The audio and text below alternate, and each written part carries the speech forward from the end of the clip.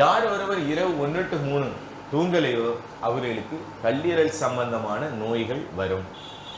கல்லீரல் என்பது நம்ம உடம்புல இருக்கக்கூடிய தசைகளையும் தசை நார்களையும் கட்டுப்படுத்தக்கூடியது.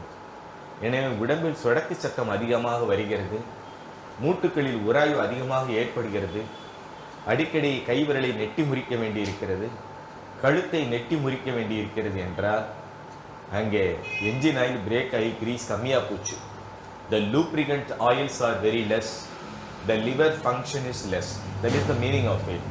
So we should go to bed by 9 o'clock and we should have the normal sleep up to 9. 8 hours sleep is must in the night. 8 hours sleep in the night, that clears all the waste from our body.